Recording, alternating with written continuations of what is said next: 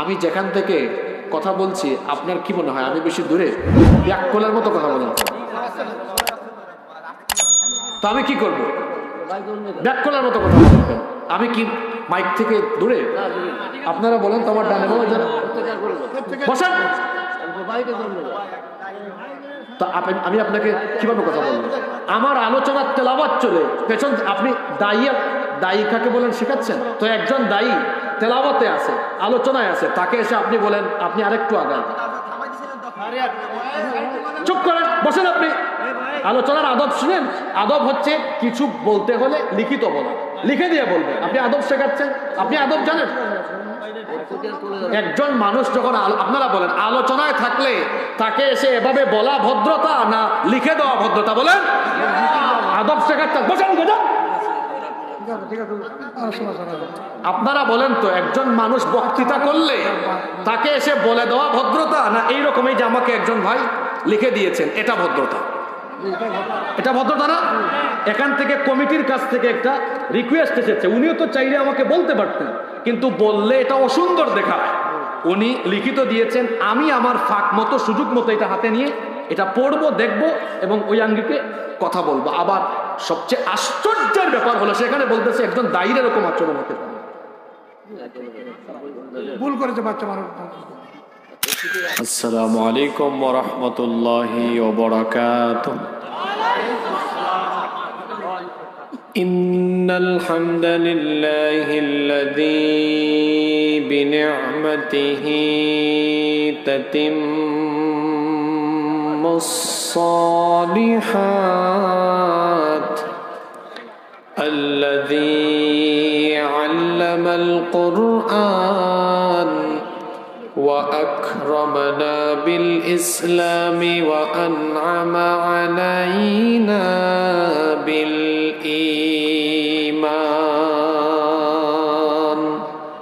نستغفره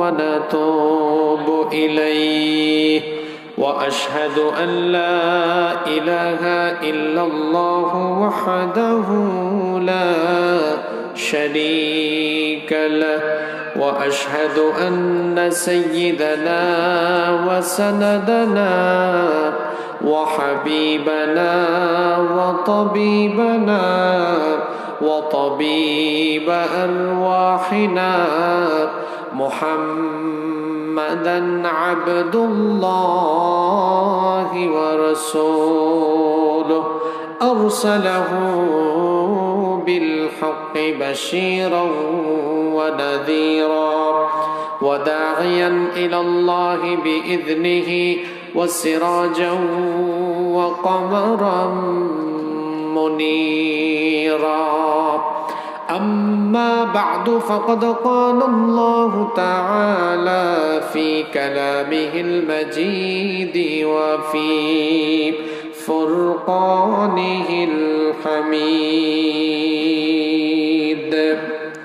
সওয়াবের নিয়তে আমার সাথে সবাই তিলাওয়াত করেন আউযু বিল্লাহি মিনাশ শাইতানির রাজীম বিসমিল্লাহির রাহমানির রাহিম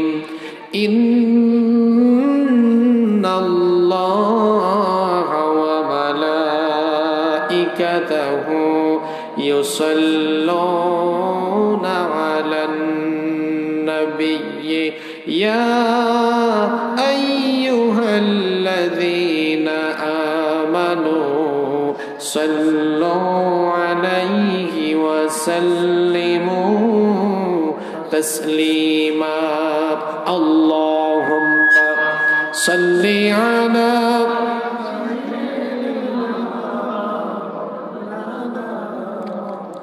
وعلى آل سيدنا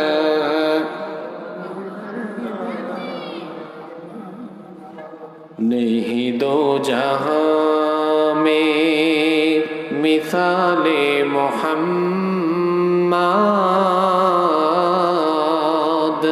जमाले खुदा है कमाले मोहम्मद नहीं दो जहां में मिसाले मोहम्मद जमाले खुदा है कमाले मोहम्मद हृदय मोहम्मद अल्लाहुम्मा सल्ली अला सय्यिदिना मौलाना मुहम्मद व अला आलि सय्यिदिना हेरार गुहाए तुम्हारी ध्यान आसमान थेके नामे अल कुरान हेरार गुहाए तुम्हारी ध्यान आसमान थेके नामे अल कुरान भांगलो सुबार भूल तुम्हारी पोरे आशलो कुरानेर छाया तोले खालिद मोर आली आबू बकर इस्लामी झंडा नील जे तुले अल आमीन तुमी छिले जे सदा सकल मानुषेर तोरे हे रसूल তোমাকে ভুলি আমি কেমন করে হে রাসূল তোমাকে ভুলি আমি কেমন করে আল্লাহুম্মা সাল্লি আলা সাইয়্যিদিনা মাওলানা মুহাম্মদ ওয়া আলা আলি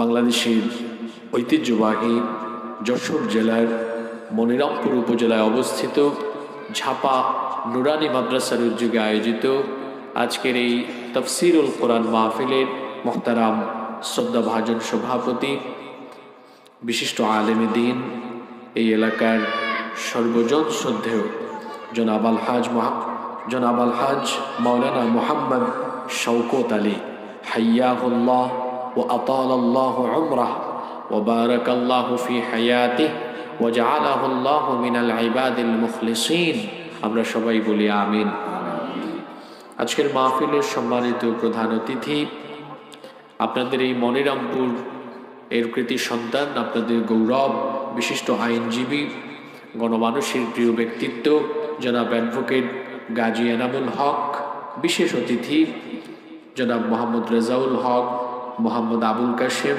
হুমায়ুন কবির জনাব মোহাম্মদ আবু মুসা জনাব মাস্টার আব্দুল আহাদ জনাব মাস্টার আব্দুর রশিদ জনাব ইনসান আলী আল্লাহ সকলকে দ্বীনের জন্য কোরআনের জন্য কবুল করে নেন আমরা সবাই বলি আমিন আজকের মাহফিলে বক্তব্য রেখেছেন বিশিষ্ট আলেমে দ্বীন হযরত মাওলানা মুফতি সেলিম রেজা বক্তব্য রেখেছেন মাওলানা শাহাদাত হুসাইন আল্লাহ তাআলা আমার ভাইদেরকে হায়াতান তাইয়্যিবা সিহহাতান কুল্লিয়া দান করেন আমাদের প্রত্যেককে আল্লাহ তাআলা ইলমে আমলে তারাক্কি দান করেন আমরা সবাই বলি আমিন উপস্থিত হযরত উলামা ইকরাম আমার সামনে বসা এই এলাকা পার্শ্ববর্তী এবং দূরদূরান্ত এলাকা থেকে আগত দিনদার ইমানদার সম্মানিত বাবারা প্রিয় যুবক তরুণ এবং ছাত্র ভাইয়েরা পর্দার আড়াল থেকে শ্রবণরতা সম্মানিতা মায়েরা বোনেরা উপস্থিত মিডিয়ার প্রিয় কর্মী এবং সাংবাদিক ভাইয়েরা প্রিয় মনিরামপুর তথা আমার প্রিয় যশোরবাসী আপনারা সবাই কেমন আছেন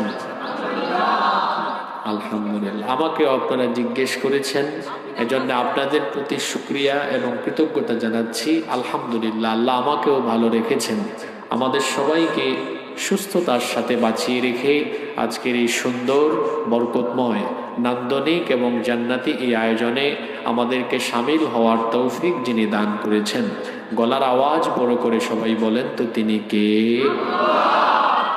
সেই মহান রবের জন্য হৃদয়ের সবটুকু ভালোবাসা, আবেগ, অনুভূতিকে উজাড় করে দিয়ে খুশি মনে প্রাণবন্ত আওয়াজে উচ্চ কণ্ঠে কালিমাতুশ শুকর আদায় করে আমরা সকলেই পড়ছি আলহামদুলিল্লাহ। অসংখ্য অগণিত দুরুদ এবং সালাম পেশ করছি খাতামুন নবিয়্যিন আশরাফুল আম্বিয়া ওয়াল মুরসালিন রাহমাতাল লিল আলামিন নবিয়ুনা ওয়া সাইয়্যিদুনা ওয়া কুদওয়াতুনা মুহাম্মাদুর রাসূলুল্লাহ সাল্লাল্লাহু আলাইহি ওয়াসাল্লামের প্রতি, যাকে আল্লাহ তাআলা আমাদের হেদায়েতের জন্য প্রেরণ করেছেন। আল্লাহুম্মা সাল্লি আলাইহি আল্লাহুম্মা বারিক আলাইহি। সম্মানিত উপস্থিতি, এই পৃথিবীতে আমাদেরকে যিনি পাঠিয়েছেন, গলার আওয়াজ বড় করে সবাই একবার বলেন তো, তিনি কে? আল্লাহ তাআলা কেন আমাদেরকে পৃথিবীতে পাঠিয়েছেন? আল্লাহ তাআলা আমাদেরকে এই পৃথিবীতে পাঠানোর উদ্দেশ্য হলো কোরআনে কারীমের 51 নম্বর সূরা সূরাতুয যারিয়াতের 56 নম্বর আয়াতে আল্লাহ তাআলা বলছেন, ওমা খালাকতুল জিন্না ওয়াল ইনসা ইল্লা লিয়াবুদুন। জিন এবং মানুষকে আমি আমার গোলামি ছাড়া, আমার দাসত্ব ছাড়া অন্য কিছুর জন্য সৃষ্টি করি নাই। আমাদেরকে যার গোলামির জন্য সৃষ্টি করা হয়েছে, সবাই বলেন তো তিনি কে? আর আমাদেরকে আল্লাহর গোলামি থেকে দূরে রাখার জন্য একজন সার্বক্ষণিক কাজ করে, সার্বক্ষণিক অপচেষ্টা চালায়, তার নাম হলো শয়তান। এই শয়তান আমাদের বন্ধু না দুশ্মন? সবাই বলেন না, শয়তান আমাদের বন্ধু না দুশ্মন? আল্লাহ আমাদেরকে সৃষ্টি করেছেন আমরা যেন আল্লাহর গোলামি করি, আর শয়তান সে চায় আমরা যেন আল্লাহর ইবাদত বাদ দিয়ে আমরা তার গোলামি করি। যখন আমরা আল্লাহর গোলামি করি তখন খুশি হন কে? আর যখন আমরা আল্লাহর গোলামি না করে শয়তানের কথা মতো আমরা যখন শয়তানের পথে পরিচালিত হই, তখন খুশি হয়ে যায় শয়তান। এই শয়তান আমাদেরকে জাহান্নামের পথে পরিচালিত করবে, এটা শয়তানের ওয়াদা। শয়তান এই ওয়াদা করেছে কার সাথে? সবাই বলেন কার সাথে? রব্বুল আলামিন ইবলিসকে যখন জান্নাত থেকে বের করে দিলেন, জান্নাত থেকে বের হওয়ার সময় সে আল্লাহর সাথে এই ওয়াদা করেছিল। কোরআনে কারীমের 7 নম্বর সূরা সূরাতুল আরাফের 16 নম্বর আয়াত থেকে আল্লাহ তাআলা বলছেন, জান্নাত থেকে বিতাড়িত হওয়ার পরে ইবলিস বলেছিল, ক্বালা ফাবিমা আগওয়াইতানি লাআকউদান্না লাহুম সিরাতাকাল মুস্তাকিম। সে বলেছিল যে আদমের কারণে তুমি আমাকে জান্নাত থেকে বের করে দিয়েছো, এই আদম এবং তার বংশধরদেরকে সোজা পথে চলতে বাধা দেওয়া, এটাই হবে আমার প্রধান এবং প্রথম কাজ। কি করে আমি তাদেরকে বাধা দিব? সে বলল, থুম্মা লাআতিয়ান্নাহুম মিন বাইনি আইদিহিম ওয়া মিন খালফিহিম ওয়া আন আইমানিহিম ওয়া আন শামাইলিহিম ওয়া লা তাজিদু আকসারাহুম শাকিরিন। সে বলল, আমি এই মানুষকে সামন দিক থেকে, পিছন দিক থেকে, ডান দিক থেকে, বাম দিক থেকে, সকল দিক থেকে আমি প্রতারণার জাল বিস্তার করে ধোঁকা দিয়ে দিয়ে এদেরকে আমি জাহান্নামমুখী বানাবো। তাহলে আমাদেরকে জাহান্নামে নেওয়ার জন্য ইবলিস ওয়াদাবদ্ধ হয়েছে, প্রতিজ্ঞা করেছে কার সাথে? আস্তে বলবেন না, জোরে বলেন কার সাথে? এই প্রতিজ্ঞা করার পর থেকে ইবলিস বসে নাই। ইবলিসের টার্গেট হলো মানুষের মধ্য থেকে যারা মুমিন, এই মুমিনরা হলো ইবলিসের প্রধান টার্গেট। ইবলিস এই মুমিনদেরকে ধোঁকা দিয়ে দিয়ে প্রথমে তার মুরিদ বানাতে চায়। যখন সে তার মুরিদ বানায়, কোনো মানুষ যখন ইবলিসের কথা মেনে মেনে ইবলিসের পথে চলে, ইবলিস খুশি হয়ে তখন তার গ্রেড বাড়ায়, ইবলিস তখন তার প্রমোশন দেয়, তখন মুরিদ থেকে তাকে খেলাফতি দান করে। শুনতেছেন আপনারা? কি ভাই, কি সমস্যা? ঠিক আছে, মাইক ঠিক আছে, ঠিক আছে। ইবলিসের টার্গেট কারা? আপনারা কথা বলতেছেন না তো, বলেন ইবলিসের টার্গেট কারা? আমরা কি মুমিন না বেঈমান? জোরে বলেন। আমরা যে ইমানদার, এটা তো সাহস করে আমরা বলতে পারছি না। আমরা ইমানদার না বেঈমান? আপনাদের আওয়াজ শুনলে তো মহিলারাও শরম পাবে। হ্যাঁ, একটু পুরুষোচিত কণ্ঠে বলেন, আমরা ইমানদার না বেঈমান? ইমানদার। তা ইবলিসের টার্গেট কারা? ইমানদাররা। এখন ইমানদাররা কোন কোন কাজ করলে ইবলিস খুশি হয়? ইমানদাররা কোন কাজ করলে ইবলিস খুশি হয়? আজকে আমরা কথা বলবো এই টপিক নিয়ে, যে সকল কাজে শয়তান খুশি হয়। যেসব কাজে শয়তান খুশি হয় এরকম কাজ কি করা যাবে? জোরে বলেন, করা যাবে? ইবলিস খুশি হয় এরকম অনেক কাজ আছে, কিন্তু আজকে আমরা আমাদের সমাজে চোখের সামনে পরিদৃশ্যমান এমন কিছু কাজ নিয়ে কথা বলবো, যে কাজগুলো আমরা অনেকে প্রতিনিয়ত প্রতিদিন করে বেড়াই, আর এইভাবে আমরা ইবলিসকে খুশি করে আমরা ইবলিসের গোলামি করছি। ইন্না লিল্লাহি ওয়া ইন্না ইলাইহি রাজিউন। আল্লাহ আমাদের সবাইকে হেফাজত করেন, বলেন আমিন। আজকে এইরকম 5টা কাজের কথা বলবো। সম্ভবত মাহফিলে মা বোনরাও এসেছেন, তাই না? আচ্ছা, মা বোনদের উদ্দেশ্য অনেক জরুরি কথা আজকে থাকবে ইনশাআল্লাহ। আজকে এমন 5টা আমল, এমন পাঁচটা কাজ নিয়ে কথা হবে, যে 5টা কাজে ইবলিস শয়তান খুশি হয়। আমার দিকে তাকান, অমনোযোগী হইয়েন না। কোরআন শোনার আদব আছে না নাই? ডান পাশে যারা, কথা বলবেন না, নীরব হয়ে শুনুন। এই যে কথা বলবেন না, কথা বলবেন না কেন? এখানে কথা কি, আমি যেগুলো বলবো এগুলো আমার না আল্লাহর? জোরে বলেন, আমার না আল্লাহর? সুবহানাকা লা ইলমা লানা ইল্লা মা আল্লামতানা। আমার কোনো ক্ষমতা নাই, আল্লাহ যদি তৌফিক না দেন, আল্লাহ যদি আমাকে না বলান, কিছু বলার কোনো ক্ষমতা, কোনো যোগ্যতা আমার নাই। এজন্য আল্লাহ তাআলার কথাগুলো আল্লাহর এই গোলামের জবান দিয়ে আল্লাহ বের করাবেন ইনশাআল্লাহ। তো আল্লাহর কথা শুরু হয়ে গেলে তখন আর আমাদের কথার কোনো দাম আছে? এজন্য আমরা সবাই মনোযোগী হয়ে শুনবো ইনশাআল্লাহ। যে 5টি কাজে ইবলিস খুশি হয়, শয়তান খুশি হয়। শুরু হচ্ছে নাম্বার 1। 1 নাম্বার, সাজদার টাইমে আল্লাহকে সাজদা না দিলে, সাজদা দেওয়ার জায়গা হলো নামাজ। সাজদা দেওয়ার জায়গা কি?